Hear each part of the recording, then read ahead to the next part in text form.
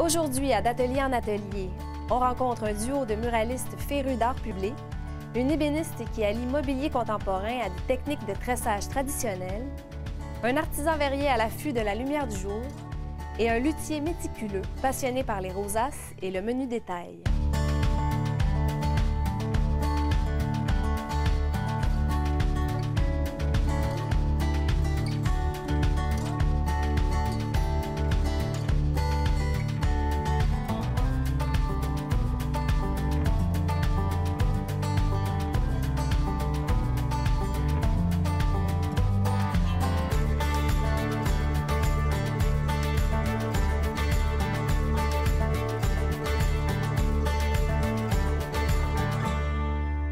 Marie-Chantal Lachance et Nathalie Lessard célèbrent cette année leurs 20 ans de vie professionnelle commune.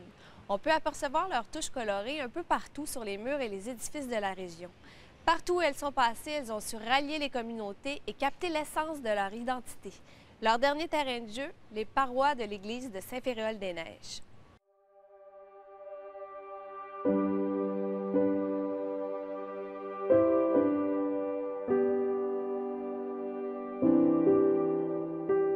Le premier projet qu'on a réalisé, c'est quelqu'un qui nous a fait confiance.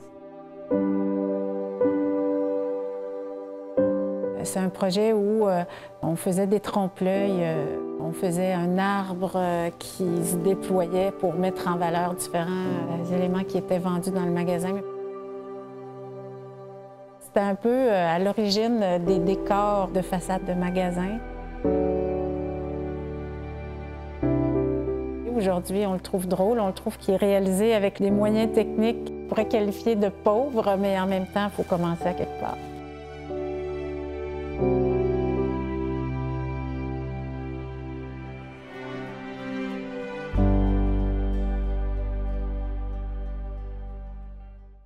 Alors, notre entreprise s'appelle Saute aux yeux Création.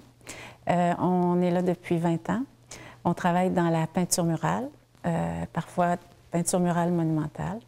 On travaille aussi au niveau résidentiel, commercial, public avec les municipalités, des grandes entreprises.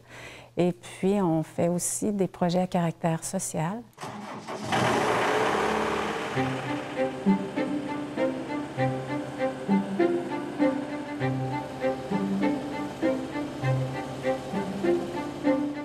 À Saint-Féréol, le projet, c'est qu'ils veulent revitaliser le cœur du village.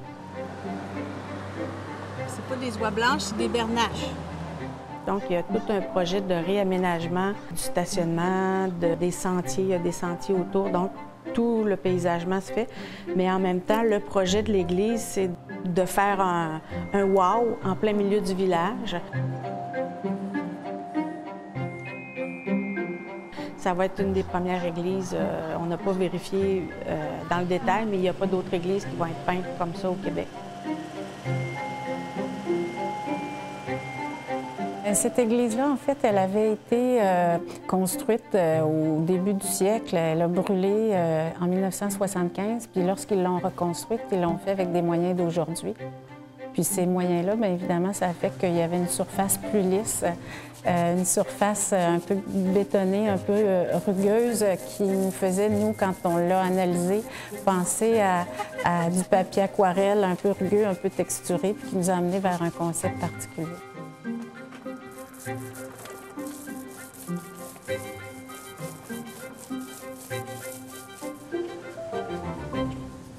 Ça, c'est vraiment l'origine de Saint-Féréol-les-Neiges, puis la raison pour laquelle les habitants sont venus s'installer ici, parce qu'il y avait cette grosse chute-là.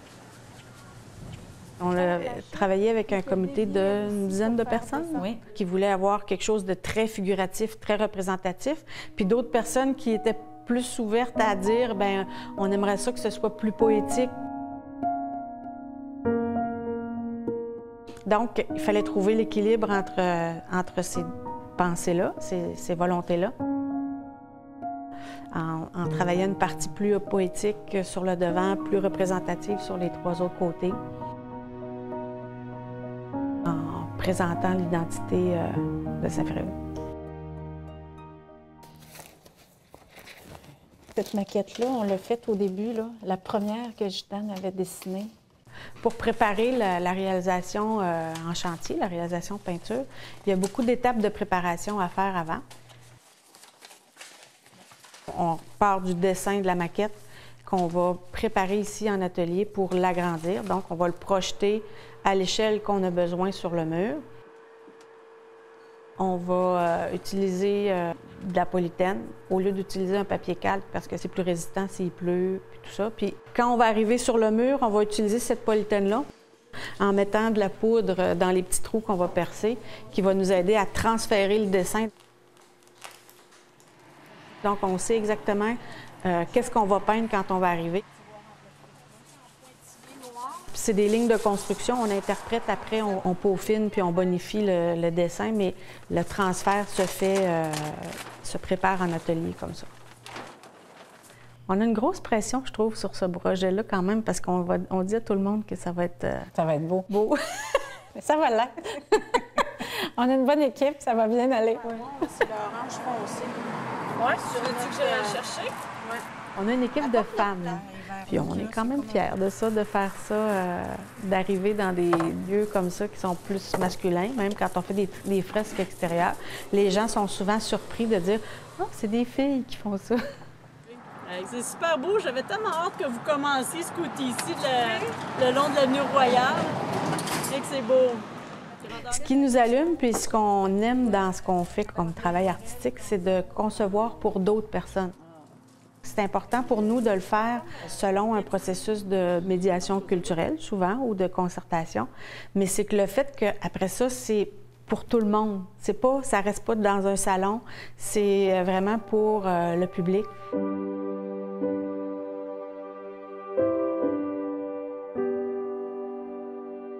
On a commencé à faire des projets où on travaille avec les gens du milieu, pas juste au niveau théorique, mais au niveau pratique aussi. Donc, on va dans les écoles, on travaille avec des jeunes qui ont des cheminements particuliers ou des difficultés, puis on les amène à se réaliser à travers nos projets. Donc, la passion reste toujours là parce que de plus en plus, on travaille avec notre cœur, puis l'échange avec la communauté, le milieu, bien, c'est exceptionnel, c'est nourrissant.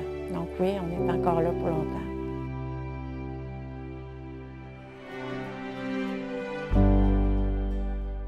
Sophie Chapadeau maîtrise plusieurs techniques de tressage traditionnel, de vannerie, canage, rempaillage qu'elle a décidé d'intégrer à du mobilier contemporain. Des meubles qu'on peut monter et démonter en un tour de main.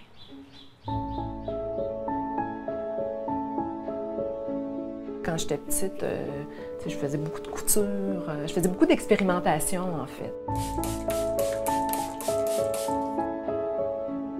Je dessinais beaucoup, j'ai toujours beaucoup dessiné également.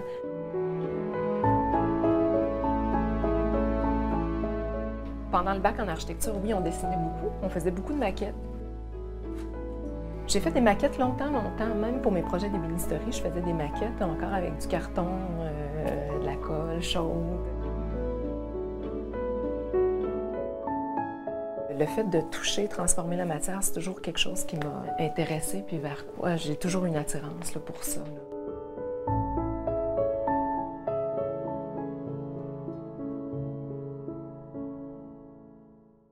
Moi, je suis ébéniste artisanale. Je fais également du rempaillage, tressage-rempaillage. Ça, c'est des techniques traditionnelles de tressage de fond de chaise. Puis j'essaie d'intégrer ces techniques traditionnelles-là dans du mobilier plus actuel, plus contemporain.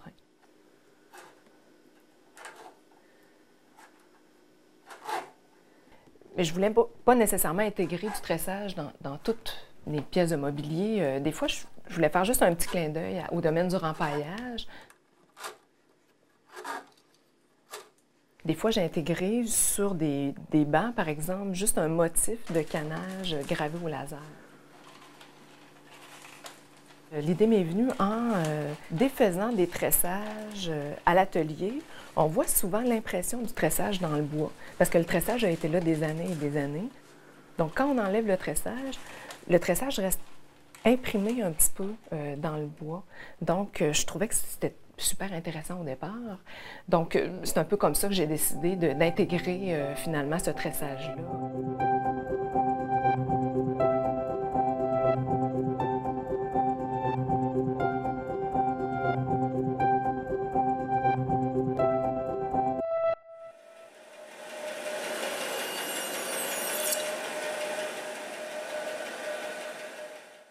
J'ai commencé à développer toute une série d'accessoires. Et les premiers accessoires que j'ai faits, c'était des planches à découper. Puis par la suite, j'ai utilisé mes retailles de planches à découper pour faire des petites maisons décoratives en bois. Une façon un petit peu de récupérer toutes mes petites retailles d'atelier là, également.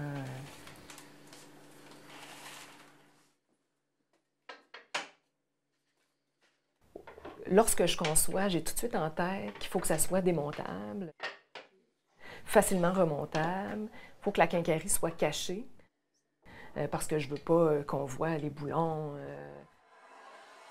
Donc oui, ça fait partie de mes contraintes ou de mes défis de conception, dans le fond, dès le départ.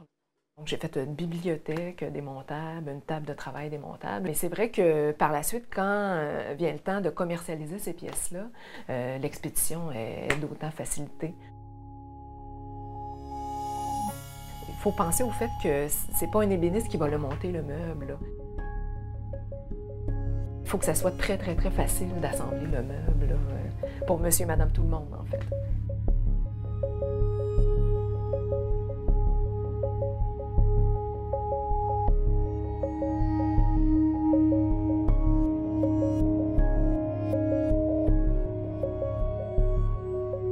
Pour le canage, on utilise de l'écorce de rotin. Le rotin, c'est une matière qui pousse dans l'eau, c'est une matière ligneuse. Pour les abat-jours tressés, on utilise la moelle de rotin, donc l'intérieur. Pour le tressage, on utilise l'écorce de rotin, donc l'extérieur. C'est plus résistant que l'intérieur. Par la suite, on peut utiliser la babiche pour tresser des fonds de chaise, un peu comme on voit dans les raquettes là, traditionnelles, là, tressées en babiche. Maintenant, c'est de la peau de vache qui est utilisée, qui arrive déjà découpée en lanière, prête à être travaillée.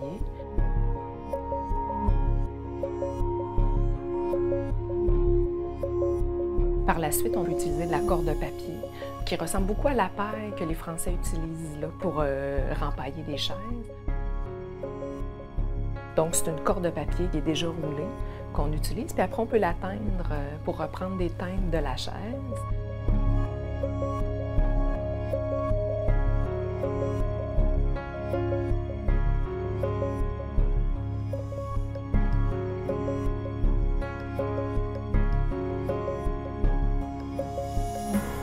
Une chaise, oui, où l'assise est tressée, c'est très confortable, beaucoup plus qu'une assise en bois, en fait, parce qu'il y a une certaine souplesse du matériau.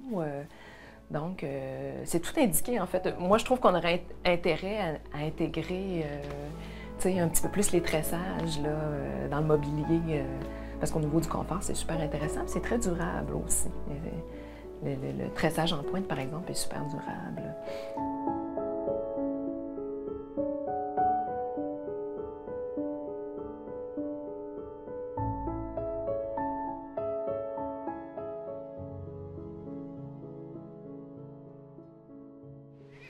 Jean-Yves Richard a travaillé dans le milieu de la mode une bonne partie de sa vie avant de se consacrer à temps plein à l'art du vitrail. Ses œuvres ornent autant des résidences que des lieux de culte et il s'attaque à la restauration de pièces monumentales avec toujours autant de plaisir et de rigueur.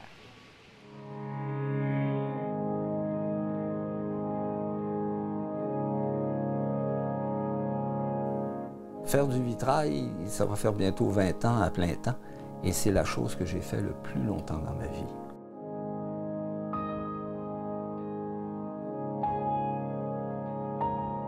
C'est toujours un défi, un chemin, un sentier qui m'amène à découvrir des choses. En restauration, chaque projet me forme. Parce que je dois m'arrêter, prêter attention à ce que je fais pour respecter ce qui a été fait auparavant. Tous les jours, c'est nouveau.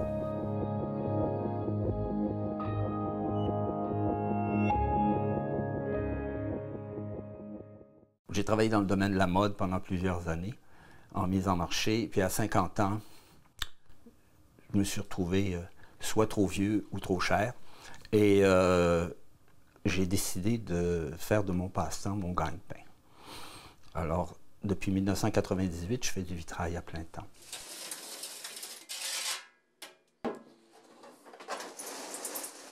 J'ai été éduqué dans la religion catholique.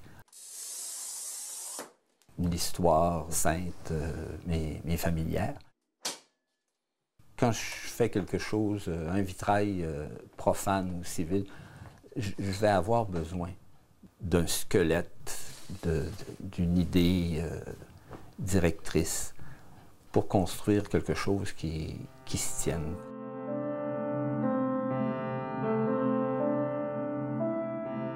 Même quand j'ai produit des vitraux pour le centre funéraire Sortie-Legendre, on voulait quelque chose d'abstrait. Je suis parti de la position du corps dans la chapelle et ce que j'ai représenté de façon abstraite, c'est l'émanation des ondes du corps ou de l'âme. Parce que c'est une chapelle qui n'est pas attitrée à la religion catholique. On peut exposer quelqu'un de n'importe quelle religion.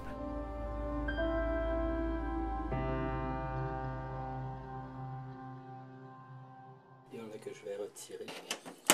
C'est la lumière qui fait chanter les vitraux. Alors si je mets des couleurs trop foncées au nord, l'énergie du soleil ne sera jamais assez forte pour faire chanter ces couleurs.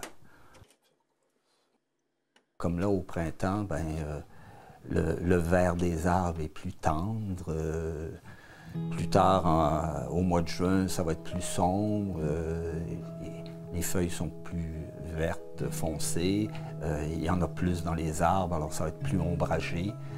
Vous avez le coucher du soleil qui, si vous avez un vitrail à l'ouest, c'est magnifique parce que chaque coucher de soleil est différent. Donc, il va produire une couleur, une énergie différente qui va venir teinter le vitrail.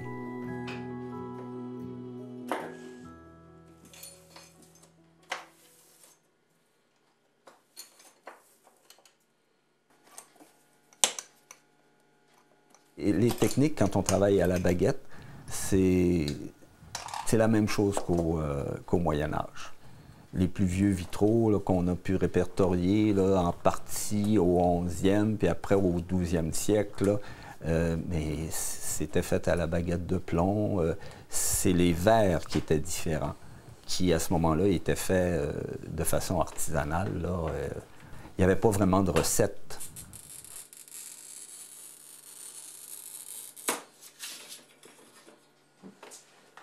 Je vais faire beaucoup plus de choses au ruban parce que je vais faire des oiseaux, des fleurs. Et quand c'est en petit format, c'est beaucoup plus souple, techniquement, de travailler au ruban qu'à la baguette. Même si on peut avoir des baguettes très, très fines, je me sens plus libre.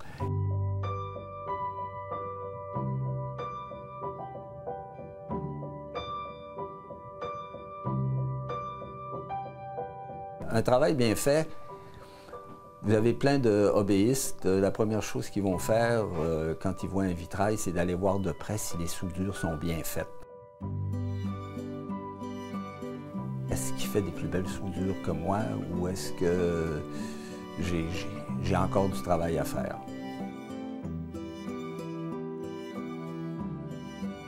Mais ici, les soudures sont parfaites.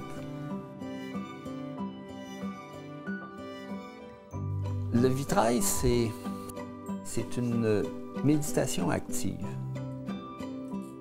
Quand on taille le verre, il faut être là. Si on n'est pas là, on va merder, ça ne sert à rien. Si vous êtes fatigué, vous essayez de couper un morceau de verre, bon, vous n'êtes pas content, vous recommencez, vous n'êtes pas content, allez vous reposer.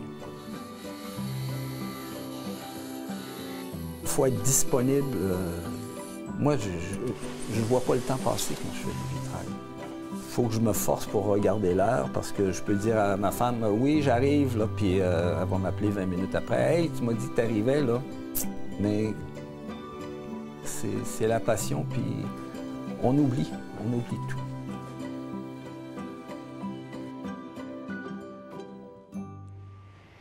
Baptiste Guillemet a aménagé son atelier dans un caveau du quartier Saint-Sauveur où il contrôle avec précision le taux d'humidité. Il y fabrique des guitares minutieusement travaillées avec des bois aussi divers que le tilleul ou le laurier. Chacune d'elles représente d'ailleurs environ 200 heures de travail et ne ressemble à aucune autre.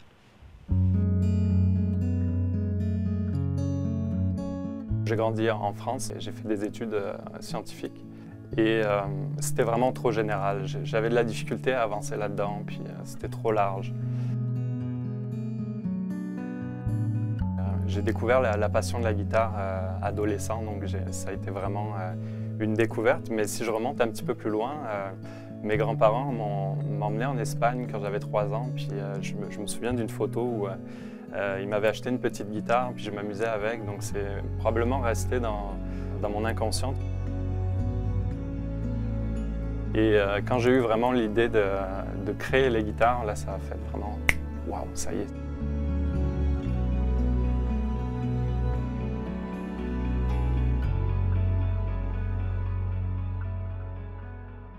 Je suis luthier, je fabrique essentiellement des guitares. Ce sont des pièces uniques, et donc principalement des cordes en nylon. Classique flamenca. Je m'intéresse beaucoup aussi aux instruments anciens, donc le luth, la guitare baroque, tous ces instruments-là. Moi, ce que j'aime, c'est sentir, toucher. J'aime bien prendre les planches, tapoter dessus, les sentir, et je me fie à mon intuition. OK, ça pourrait faire un bon bois pour du manche, ou ça ferait une bonne table d'harmonie. C'est assez extraordinaire ce que la nature peut proposer comme échantillon. C'est sublime en fait. Et les jeunes générations de luthiers, on est confronté aussi à des espèces de bois qui sont maintenant protégés, donc qu'on ne peut plus vraiment avoir. Je pense notamment au palissandre indien, donc, qui était très utilisé pour la guitare classique. Et donc on utilise des substituts maintenant qui peuvent être aussi très intéressants, mais il y a des bois qu'on peut maintenant difficilement obtenir, où ça prend des permis, c'est plus régulé en fait, c'est ça. Pour moi, un instrument idéal, c'est un instrument inspirant, premièrement qu'on voit, on a envie de prendre, on a envie de le prendre puis de jouer avec. On est attiré par, on ne sait pas pourquoi des fois, que ce soit les détails de la rosace, les arabesques sur la tête, toutes sortes de petits détails, les couleurs, l'agencement, tout ça. La structure doit être bien équilibrée, ça doit résister à la torsion des cordes, tout ça. On veut un instrument qui soit facile à jouer, on ne veut pas le moins possible s'adapter à l'instrument en fait. On veut que l'instrument soit vraiment un médium pour notre expression, l'expression du musicien en fait. On veut que ça coule le plus possible.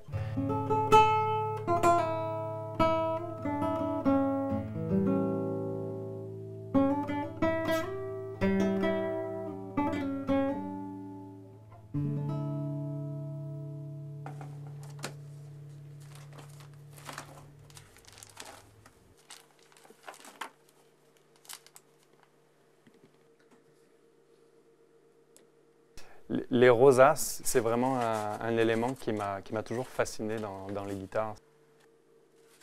C'est la signature du luthier, bien entendu.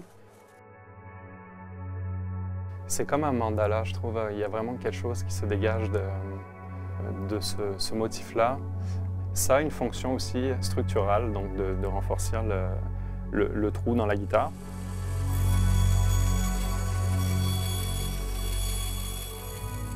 Donc, on ne se rend pas compte que finalement c'est du bois à la rosace. Tout est assemblé à la main, même à la pince à épiler, tellement c'est des petits morceaux parfois. La rosace, ça va être un petit peu la personnalité de l'instrument aussi. C'est ça, en lutherie, on fait tous nos gabarits en fait. On se fait des outils, même qu'on se patente des choses, comme on dit. On n'a pas le choix. Il faut être créatif aussi à ce niveau-là pour faire avancer notre travail. Donc, se faire des gabarits pour monter la guitare, que ce soit pour plier des éclisses, des petites choses pour découper les rosaces. Donc il faut être créatif à ce niveau-là. C'est vraiment un univers où on mélange le côté rationnel et le côté intuitif, en fait. En tout cas, pour ma part, c'est vraiment un bel équilibre des deux côtés.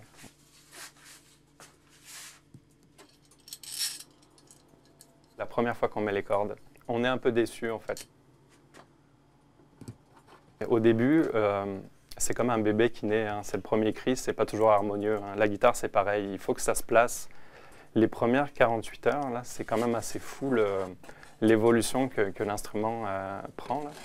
Et bien entendu, c'est de peaufiner les ajustements pour que l'instrument puisse donner le meilleur. Mais au début, non, c'est pas toujours concluant.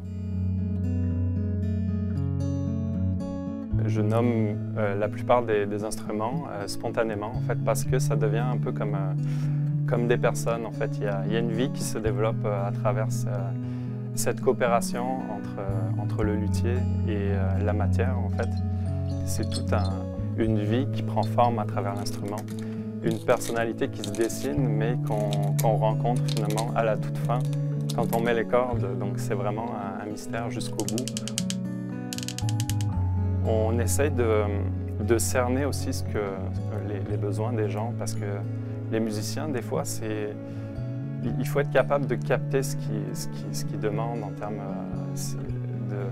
de son. Des fois, c'est précis, mais des fois, ça peut être complètement flou.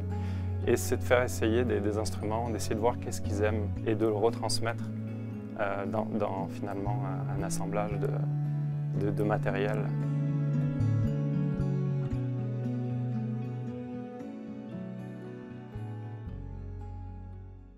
J'espère que vous avez apprécié comme nous ces visites d'atelier et pour en connaître davantage sur les artisans de votre région, n'hésitez pas à contacter le site Internet du Conseil des métiers d'art du Québec.